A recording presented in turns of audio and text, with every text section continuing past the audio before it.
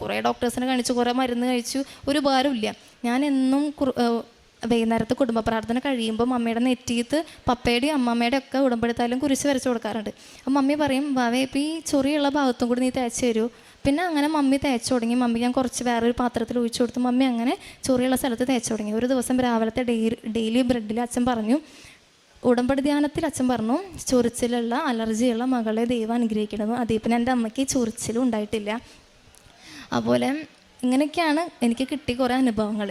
ഞാൻ ഉടമ്പടിയിൽ തുടങ്ങിയതിന് ശേഷം, ഞാൻ ഓൾറെഡി ബൈബിൾ വായിച്ചിരുന്ന കുട്ടിയായിരുന്നു. എനിക്ക് സമ്പൂർണ്ണ ബൈബിൾ മുഴുവൻ വായിച്ച് തീർക്കണം എന്നുള്ളൊരു ആഗ്രഹം ഉള്ളതുകൊണ്ട് തുടങ്ങിയിരുന്നു. ഡിഗ്രിക്ക് പഠിക്കുമ്പോഴേ തുടങ്ങി. പക്ഷേ ഇപ്പോഴും വൈകുന്നേരക്കായാലും ഉറങ്ങും, പകുതി വായിക്കും ഉറങ്ങും, എന്താ അരമണിക്കൂർ ആവാത്തതെന്നുള്ളൊരു ഫീൽ ആവാറ്. പക്ഷെ ഇപ്പം ഞാൻ വായിക്കുമ്പോൾ ഞാനൊന്ന് മനസ്സറിഞ്ഞിട്ടാണ് വായിച്ചു തുടങ്ങി. അപ്പം എനിക്ക് അരമണിക്കൂർ അങ്ങനെ തോന്നി തുടങ്ങി. അത്രയും പെട്ടെന്ന് എനിക്ക് ബൈബിൾ വായിക്കാൻ പറ്റി തുടങ്ങി. പിന്നെ ഞാൻ പ്രേക്ഷിത പ്രവർത്തനം പോലെ പത്രം വീടിൻ്റെ അടുത്താണ് കൊടുക്കാറ്. അപ്പം അവർ ചോദിക്കുകയും ചെയ്യും, ഒരു മാസം കിട്ടിയില്ലെങ്കിൽ അവർ ചോദിക്കും, എന്താ മോളെ കൊണ്ടുവരാഞ്ഞെന്ന് ചോദിക്കും.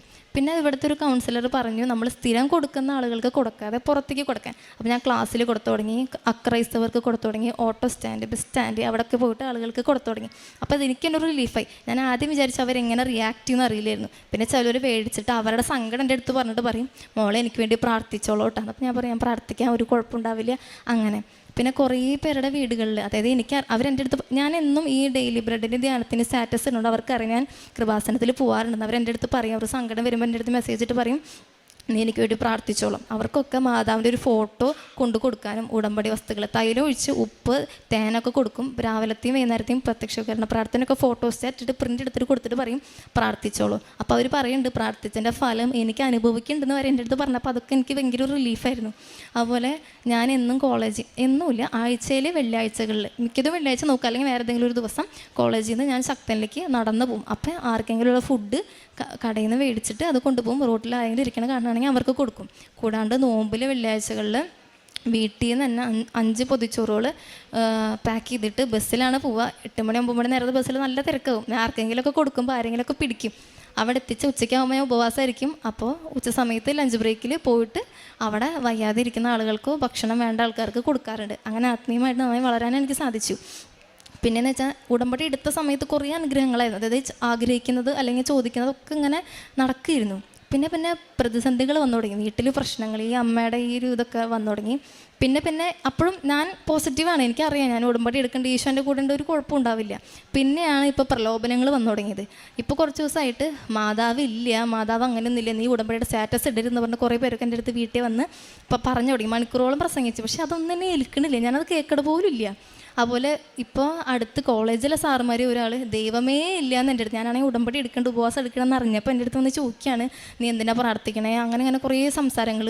ആ മാഷ്മാരുടെ അടുത്തൊക്കെ എനിക്ക് ദൈവത്തെ പറ്റി പറയാനും അവരുടെ അടുത്ത് ദൈവം ഉണ്ട് എന്നുള്ളത് എനിക്ക് പറഞ്ഞു കൊടുക്കാനും കുറേ സാധിച്ചു. ഞാൻ അധികം സംസാരിക്കാത്ത ഒരാളാണ്.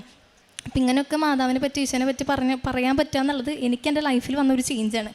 അപ്പോൾ ഉടമ്പടി ജീവിതം നയിച്ചു തുടങ്ങിയപ്പോൾ എനിക്ക് പേഴ്സണലി ഫീൽ ചെയ്തുള്ളൊരു കാര്യം എന്ന് വെച്ച് കഴിഞ്ഞാൽ, എന്തെങ്കിലും ഞാൻ ഇടയ്ക്ക് രാത്രിയൊക്കെ ഇരുന്ന് കുറേ കരയും, കുറേ സങ്കടങ്ങൾ ആലോചിച്ച് എനിക്കൊന്നിനും ആൻസർ ഇല്ലായിരുന്നു. ഇപ്പോൾ എന്ന് വെച്ച് കഴിഞ്ഞാൽ എന്തുണ്ടെങ്കിലും ഞാൻ ഭയങ്കര പോസിറ്റീവാണ്.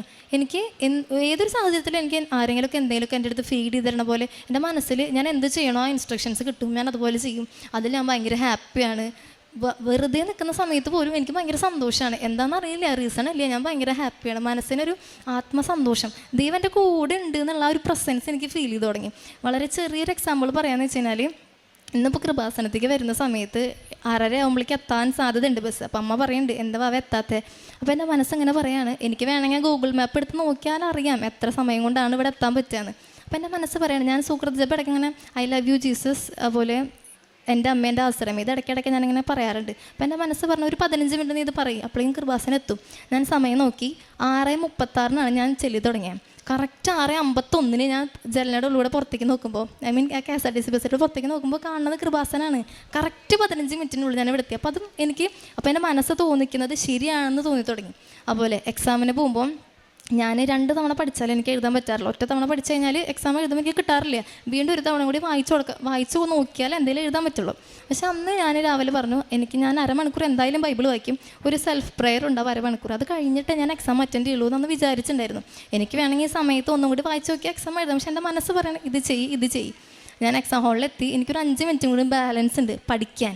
എല്ലാവരും എക്സാം എഴുതി തുടങ്ങി. ഞാൻ എപ്പോഴും ആ പ്രാർത്ഥന ചൊല്ലി അത് കഴിഞ്ഞിട്ട് എക്സാം എഴുതി തുടങ്ങണം. ക്വസ്റ്റ്യൻ പേപ്പർ നോക്കി ഹെഡിങ് എഴുതി. ബാക്കി എനിക്ക് എഴുതാൻ കിട്ടണില്ല.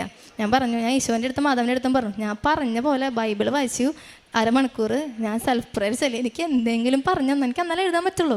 ഞാനിങ്ങനെ കണ്ണടച്ച് പ്രാർത്ഥിച്ച് തുറക്കുമ്പോൾ ഞാൻ ആ ഒറ്റ തവണ വായിച്ചിട്ട് എനിക്ക് ഇതുവരെ കിട്ടിയിട്ടില്ല, ഒരു എക്സാമിൽ എഴുതാൻ പറ്റിയിട്ടില്ല. അപ്പോൾ എൻ്റെ കണ്ണിൽ ഇങ്ങനെ തെളിഞ്ഞ് വരിക, ലെഫ്റ്റ് സൈഡ് റൈറ്റ് സൈഡ്. ഞാൻ കറക്റ്റാണ് കണ്ണിൽ കാണുന്നത്. അവിടെ അതുപോലെ പേസ്റ്റ് ചെയ്ത് എഴുതി വെച്ചു.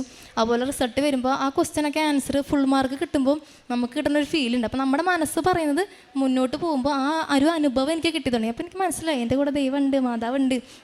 ഞാൻ എപ്പോഴും ഈശോയുടെ അടുത്ത് പ്രാർത്ഥിക്കും, ഇങ്ങനെയാണ്, എനിക്കിങ്ങനെ ഒരു കാര്യം ഉണ്ട്, ചെയ്തു തരണം പ്ലീസ് പ്ലീസ്. ഞാൻ പാവല്ലീന്ന് ഇങ്ങനെ ആലോചിച്ചിട്ട് ഞാൻ പ്രാർത്ഥിക്കും. എന്നിട്ട് അമ്മോട് പറയും, ഒന്ന് സെറ്റാക്കി തരണേ, ഞാൻ ഈശോയോട് പറഞ്ഞിട്ടുണ്ട്, അങ്ങനെ പ്രാർത്ഥിക്കുക. അപ്പോൾ ഇങ്ങനെ അനുഭവങ്ങൾ കിട്ടുമ്പോൾ നമുക്ക് ഭയങ്കര ഫീലാണ്. അതുപോലെ വീട്ടിൽ പപ്പ മാത്രമാണ് ഇപ്പോൾ ജോലിക്ക് പോയിരുന്നത്. പപ്പയ്ക്ക് മുട്ടുവേദന, കാലുമ വെരിക്കോസ് വെയിനൊക്കെ ആയിട്ട് ജോലിക്ക് പോകാനും പറ്റാണ്ടേ. അപ്പോൾ കുടുംബത്തിന് മുന്നോട്ട് പോകാൻ ഒരു പൈസ ഇല്ല മുന്നോട്ട്. അപ്പോൾ ഞാൻ വിചാരിച്ചു, ഞാൻ പ്ലസ് 1കാർക്ക് ട്യൂഷൻ എടുത്തിരുന്നു.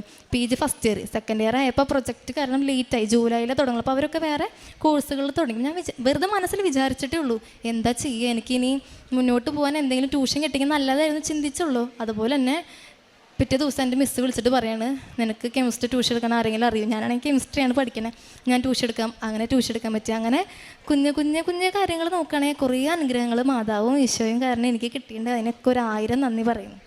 ഹബക്കൂക്ക് 1:5 ജനതകളുടെ ഇടയിലേക്ക് നോക്കി വിസ്മയഭരിതരാകുവിൻ. പറഞ്ഞാൽ വിശ്വസിക്കുവാനാവാത്ത ഒരു പ്രവൃത്തി നിങ്ങളുടെ നാളുകളിൽ